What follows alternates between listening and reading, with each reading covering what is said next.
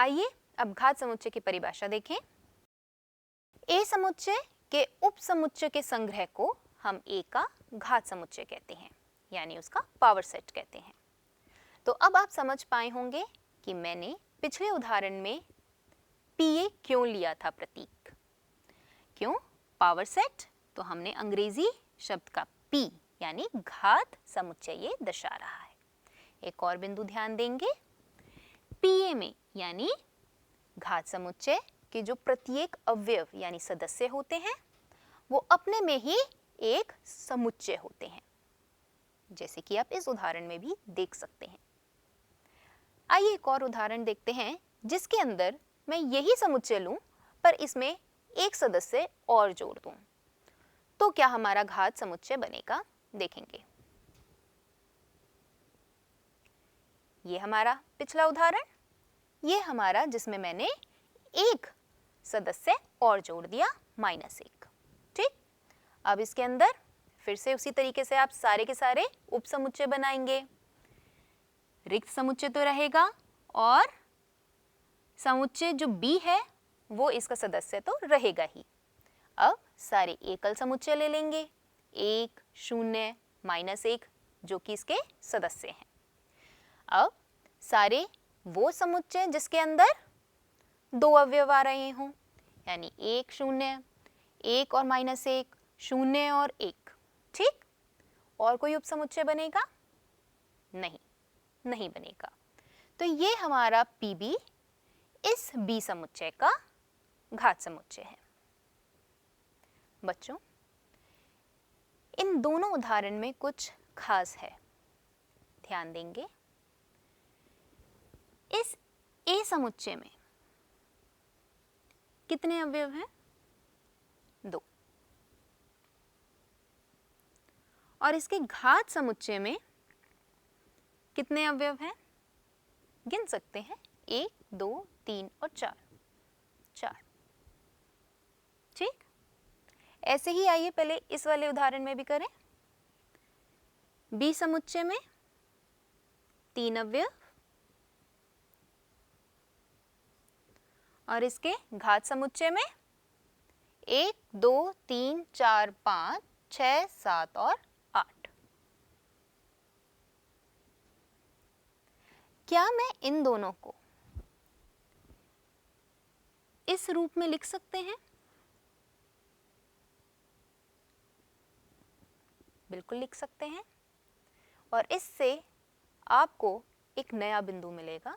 और वह क्या मिलेगा? आप देख सकते हैं 2 की घात 2, और ये 2 क्या है?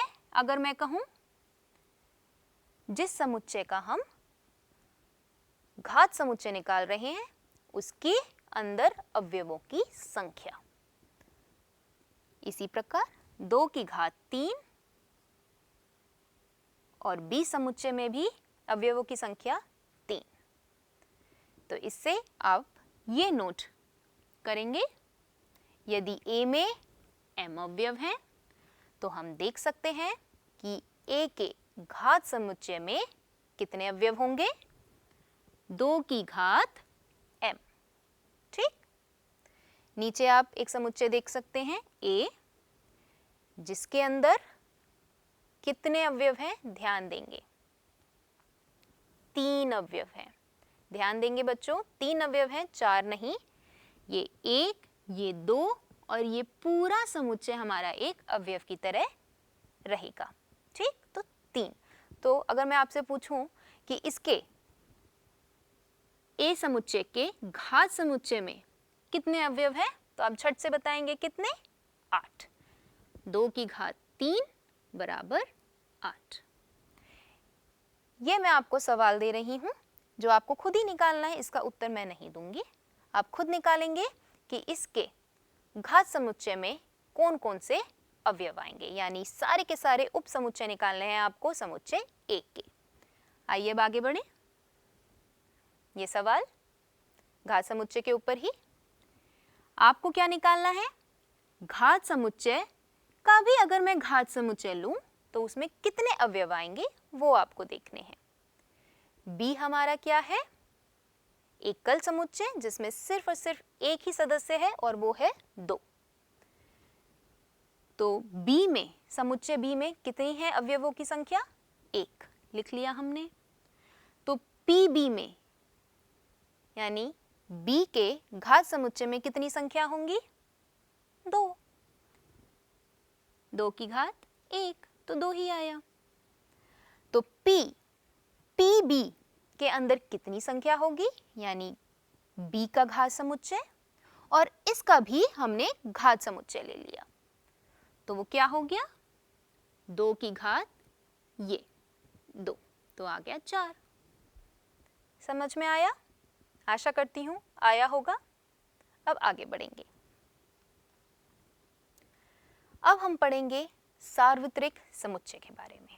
सार्वत्रिक समुच्चय, जिसे हम अंग्रेजी में यूनिवर्सल सेट के नाम से भी जानते हैं। इसकी परिभाषा हमें क्या कहती है?